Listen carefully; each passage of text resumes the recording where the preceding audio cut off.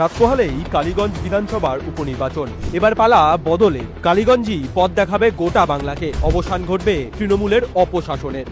আমরা এরকম চোরে থাকে বিশ্বাস কি করবে? একজন যদি আগাম থাকতে সে চুরি করে তাকে আবার কি করে আগালাইতে দিতে পারে? বিগত 14 বছরে গোটা বাংলার মতো মমতার নির্মমতার হাত থেকে রেহাই পায়নি কালীগঞ্জ। তো শোষণ নিপীড়নের জাতাকলে জব্দ হয়েছে জনসাধারণ। চিকিৎসকহীন কালীগঞ্জের হাসপাতালগুলি, নেই বেড, নেই উন্নত চিকিৎসা পরিষেবা, আছে শুধুই ভোটের প্রতিশ্রুতি। ওষুধই ঠিক মতো পাওয়া যায় না। ওষুধ পাওয়া যায় না, ওষুধও ঠিক মতো পাওয়া যায় না। ও আসলে একটু ডাক্তাররা ঘরের ভিতরে বসে দেখলো, দাঁড়িয়ে থেকে তারপর কিছুক্ষণ পরে বললো কি অসুবিধা, ডাক্তার ডেকে দিচ্ছে নাম, এই আসছে করে বসে থেকে আসে ডাক্তার কি হলো, দুটো টেক লিখে দিলে চলে গেলাম, হয়ে গেল।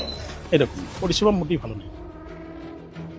রাস্তার হালও বেহাল, নেই কোনো শিল্প, না আছে কর্মসংস্থান। অবশ্য তা আশা করাও পাপ। পিসির জমানায় পুরো বাংলাটাই তো নেই রাজ্য। উন্নয়নের কথা বলছে, উন্নয়ন তো কি হয়েছে দেখছি, কিছুই তো উন্নয়ন হয়নি। তবে সবার উপরে সেরা পিসির পাইয়ে দেওয়ার রাজনীতি। তোলামূল করলেই দুধে ভাতে, আর সাধারণ হলে যাক চুলোর দুয়ারে। নাম কাটা যায় প্রকল্পের তালিকা থেকে, মেলে না প্রতিবন্ধী কার্ডও। 7 বছর আগে ঘর হয়ে গেছে, তখন আমার পাড়ায় তখন তৃণমূলের মেম্বার দিচ্ছে।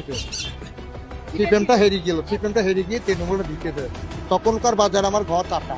তবে অনেক হয়েছে অন্যায়, আর সহ্য নয়। এবার বুঝে নেবে কালীগঞ্জের জনতা, জবাব দেবে ভোটের বাক্সে।